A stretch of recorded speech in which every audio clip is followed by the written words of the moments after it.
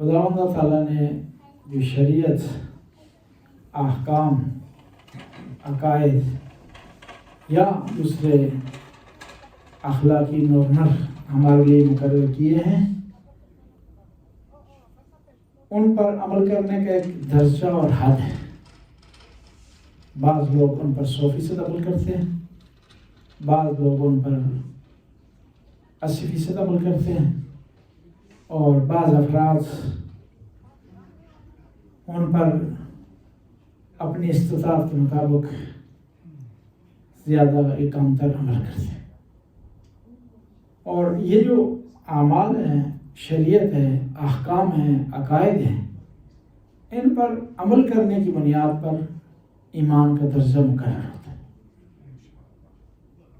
بعض مسلمان کہلاتے ہیں، بعض مومن کہلاتے ہیں، اور بعض افراد ایمان کے اعلیٰ درجے پر ہوتے ہیں، انہیں متقی کہا جاتا ہے۔ اب یہ متقی یا تقوی پر جو پہنچنا، آپ کس طرح پہنچ سکتے ہیں، کس طرح آپ تقوی کے اعلیٰ درجے پر پہنچ سکتے ہیں اور تقوی کا اعلیٰ درجہ حاصل کر سکتے ہیں۔ اس کے لیے شریعت نے کچھ معیار مقرر کیے ہیں۔ سب سے پہلے جو چیز لازمی اور ضروری ہے وہ عقیدے کا صحیح ہونا۔ اگر آپ 1000 رکعت نماز پڑھیں روزانہ، قرآن کی تلاوت کریں، سارے احکام کو بجا لائیں، وقتاً فوقتاً روزے رکھیں، عزاداری بجا لائیں، لیکن آپ کا عقیدہ صحیح نہیں ہے، تو سارے یہ اعمال رائگاں۔ اس کی مثال اسی طرح ہے کہ آپ وضو کے بغیر 1000 رکعت نماز پڑھتے ہیں، باقی ساری شرائط آپ کی ٹھیک ہے، لباس آپ کا ٹھیک ہے، کپڑے آپ کے ٹھیک ہیں، قبلہ رخ آپ ہیں، لیکن وضو آپ نے نہیں کیا، تو وہ 1000 رکعت نماز پڑھنا معنی نہیں رکھتا، اس کا فائدہ نہیں ہے، وہ آپ کو نتیجہ اس کا نہیں مل سکتا۔ اسی طرح عقائد کا ہونا بھی ٹھیک ہے، ٹھیک ہونا بھی ضروری ہے۔ ایک آدمی توحید کو مانتا ہی نہیں، یا بعض ایسی صفات جو توحید کے زمرے میں آتی ہیں، اللہ کے ساتھ مختص ہیں، ان کو وہ مختص کرنے کی کوشش کرتا ہے کسی اور ہستی کے ساتھ۔ وہ اللہ کو ایک تو مان رہا ہے جب، لیکن رزق دینے کے معاملے میں وہ عقیدہ رکھتا ہے کہ اللہ کے علاوہ بعض دوسری ہستیاں میں رزق دے سکتی ہیں، تو وہ اس کا عقیدہ ٹھیک نہیں ہے، اس کی نمازیں ریجیکٹ ہو جائیں گی، اس کی عزاداریاں ریجیکٹ ہو جائیں گی، اس کے اعمال قبول نہیں ہوں گے۔ لہٰذا یہ ضروری ہے کہ پہلے عقیدہ ٹھیک ہو، عقیدے کے بعد پھر اگلے مرحلے آتے ہیں۔ اب یہ تقویٰ ہے، اس کے لیے مختلف الفاظ استعمال ہوتے ہیں۔ اسے پارسائی بھی کہا جاتا ہے، نیکی بھی کہا جاتا ہے، پرہیزکاری بھی کہا جاتا ہے، اور ہم اس کو جو آدمی تقویٰ اختیار کرتا ہے اس کو متقی بھی کہتے ہیں۔ الفاظ مختلف ہیں، معنی ایک ہے، جس سے ہوتا ہے نا مترادف الفاظ، سینونیم، اس کے لیے الفاظ کئی ہوتے ہیں، معنی ایک ہوتا ہے۔ یہاں پر بھی مختلف الفاظ استعمال ہوتے ہیں اور معنی اس کے ایک ہوتا ہے۔ اب یہ تقویٰ جو آپ حاصل کر لیتے ہیں اور افراد متقی بن جاتے ہیں، ان کو خدا کی طرف سے کیا اعزاز ملتا ہے، ان کو فائدہ کیا ہے؟ پہلا فائدہ تو خود انسان کی اپنی زندگی سنور جاتی ہے، اپنی زندگی اس کی سنور جاتی ہے، اور یہ اس کی زندگی کے لیے مفید ہے۔ دوسرا اس کا یہ فائدہ ہے وہ یہ ہے کہ خدا نے کہا ہے کہ ان اکرمکم عند اللہ اتقاکم، کہ اللہ کے نزدیک سب سے زیادہ کرامت والا وہ ہے جو تقوی والا. دیکھیے نا، آپ کے نزدیک اور ہر آدمی کے نزدیک اچھائی کا، بلائی کا، بلندی کا ایک معیار ہے. اللہ تعالیٰ کے نزدیک اچھائی، بلندی کا معیار تقوی. ان اکرمکم عند اللہ اتقاکم.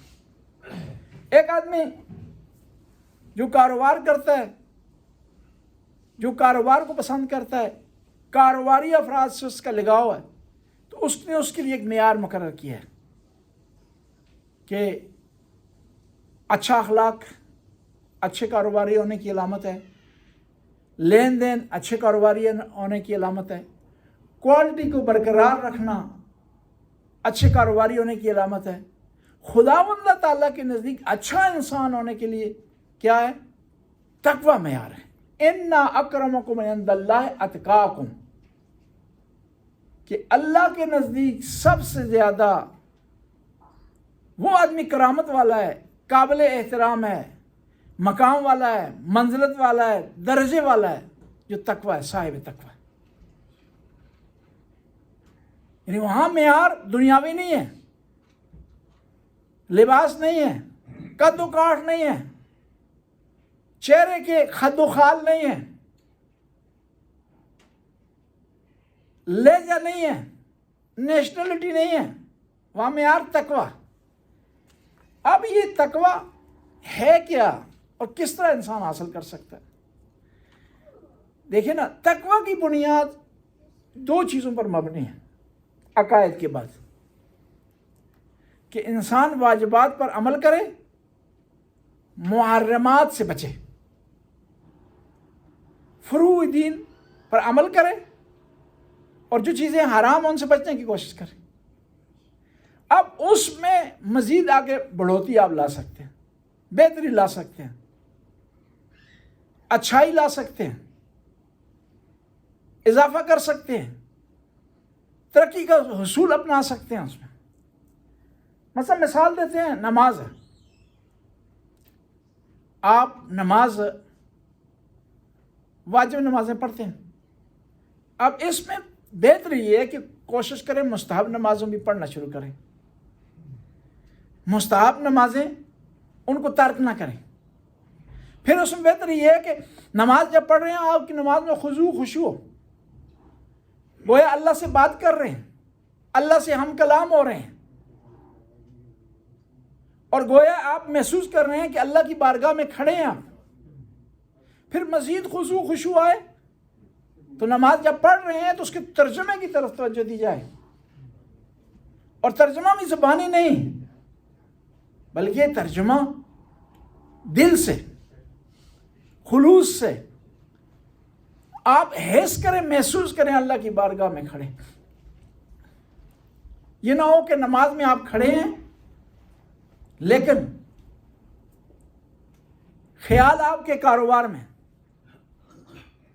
نماز میں آپ کھڑے ہیں لیکن آپ چیک کرنا شروع کر دیں کہ آج کتنے ٹور لگائیں اور کتنے لگانے ہیں. نماز میں آپ تشریف فرمائیں، پڑھ تو الحمد رہے ہیں لیکن آپ کا ذہن میں پورے ہفتے کا حساب و کتاب آ رہا ہے. نماز میں آپ جو ہے تشریف فرمائیں لیکن آپ کا ذہن یہ ہے کہیں اور جا رہا ہے کہ آج کھانا کیا پکانا ہے، کس طرح اس کو سرو کرنا ہے، کون سے اسٹائل میں پکانا ہے. تو پھر یہ نماز تقوی والی نہیں ہے، متقی کی نماز نہیں ہے. اللہ کی رسول کی بارگاہ میں صلوات پڑھنا.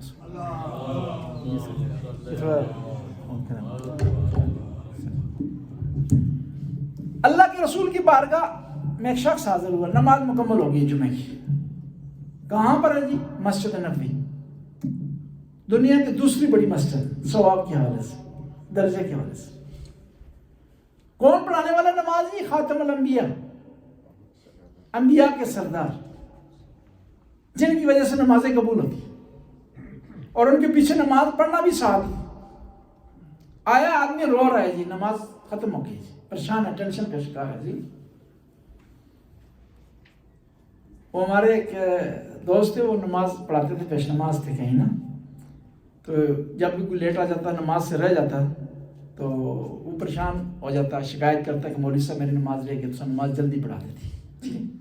تو مولانا صاحب مزاح سے کہتے تھے پریشان نہ ہو، ایک دن جنت تو لیٹ صحیح، ایک دن لیٹ جنت میں داخل ہو جاؤ گے، ٹھیک ہے، مسئلہ تو نہیں بننا، ٹھیک ہے. یہ اللہ کے رسول میں بارگاہ میں حاضر ہوا، رونا شروع کر دیا، اس نے ٹینشن کا شکار ہے، پریشان ہے. اپنے اصحاب کرام بھی، نبی کے جو اصحاب تھے وہ پریشان ہو گئے کہ بھئی یہ بڑا چاہت کا اظہار کر رہا ہے، یہ اس کی نماز مس ہو گئی، بڑی پریشانی ہوگی.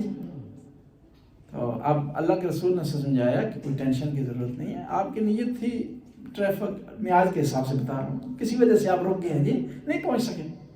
اس زمانے کی جو مشکلات ہوگی، آج کی مشکلات میں سے ایک مشکل ٹریفک ہے جی، ایک بہانہ ہے ٹریفک پاس کا جی، ٹریفک میں پھنس گئے ہیں جی، یا بعض کا جو ہے وہ گاڑی جو کوئی لے کے چلا گیا جی، آج مہمان آ گئے ہیں جی اچانک جی، بغیر جو ہے وہ بتائے ہوئے آ گئے ہیں جی، لہٰذا آپ جمعہ پہ نہیں آ سکے جی. اس زمانے کی مشکلات تھی، اس وجہ سے وہ نہیں آ سکا. تو اللہ کے رسول نے کہا کہ پریشانی کی ضرورت نہیں، آپ کی نیت تھی، رکاوٹ آئی ہے، آپ نہیں آ سکے، اللہ آپ سے قبول کرے. اس نے کہا نہیں، مسئلہ یہ نہیں ہے کہ میں قبول ہو جائے گی یا نیت میری ٹھیک تھی، مسئلہ یہ ہے کہ میں نماز جمعہ میں آتا تھا تو جو آپ لمبی لمبی صورتیں پڑھتے تھے، میں اپنا حساب و کتاب کر لیا کرتا تھا، کتنی بکریاں آئی ہیں، کتنی بھیڑیں آئی ہیں، کتنا دودھ نکالا ہے، کتنی ان کی اون اتاری ہے جی، یہ حساب کتاب کرتا تھا ہر ہفتے. اب میری یہ جو ہے رینس کا جو کام ہے، ریویسنگ کا کام، ریویسنگ کا کام ہوتا ہے نا، یہ حسابداری کا کام، میرا یہ ایک ہفتے لیٹ ہو گیا. اگلے جمعے پہ کون زندہ ہے، کون جو ہے مرے گا، اور ایک حساب میرا لیٹ ہو گیا جی. تو لہٰذا میں اس لیے پریشان ہوں. اس سے لین دین نہیں ہے کہ نماز پڑھانے والا کون ہے، کہاں وہ نماز پڑھ رہا ہے، کون سی نماز پڑھ رہا ہے،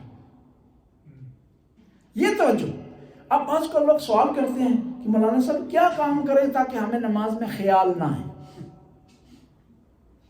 نماز کی طرف. اس کے لیے بہترین حال یہ ہے کہ آپ نماز میں نماز کے ترجمے کی طرف توجہ کریں، اور ساتھ یہ توجہ کریں کہ کس ہستی کے دربار میں کھڑے ہیں، کس کے سامنے کھڑے ہیں، کس سے کلام کر رہے ہیں.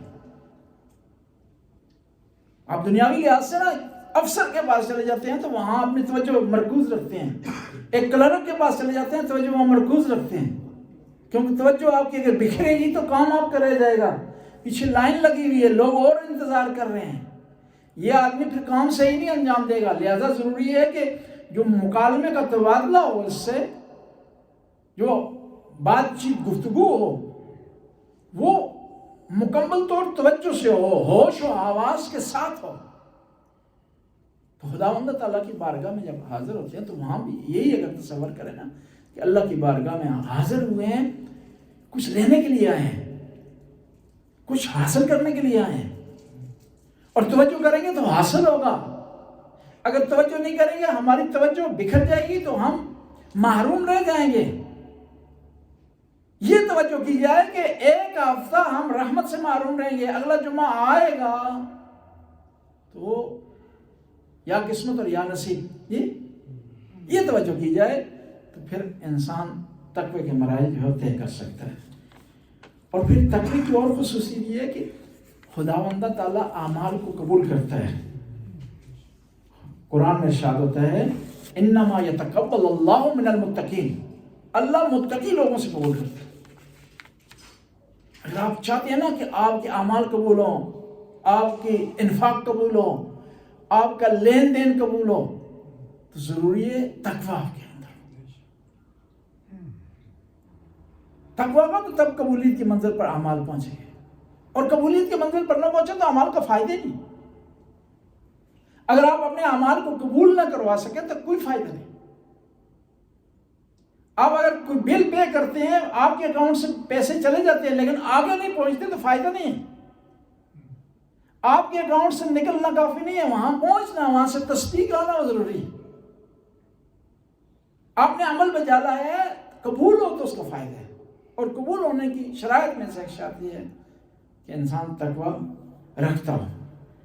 اور پھر قرآن میں ارشاد ہوتا ہے ان اللہ مع المتقین، اللہ تقوی والوں کے لوگوں کے ساتھ، ان کو پریشان نہیں ہونے دیتا، ٹینشن کا شکار نہیں ہونے دیتا انہیں.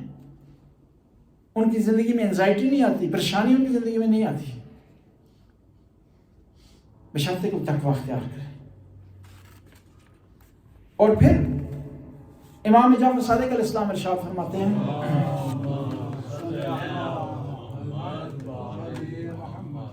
لا یقل عمل مع التقوی، اگر تقوی کے ساتھ ہو تو عمل کم نہیں ہے۔ پھر ارشاد فرماتے ہیں کیف یقل ما یتقبل، وہ کس طرح کم ہو سکتا ہے جو قبول ہو گیا؟ وہ کم نہیں ہے، ممکن ہے ظاہری طور پر 2 رکعت ہے، ظاہری طور پر 1 روزہ ہے، لیکن قبول ہو گئے وہ 1000 روزے سے بہتر ہے، 1000 عبادت سے بہتر ہے، 1000 رکعت سے بہتر ہے اس سے جو قبول نہیں ہوئی۔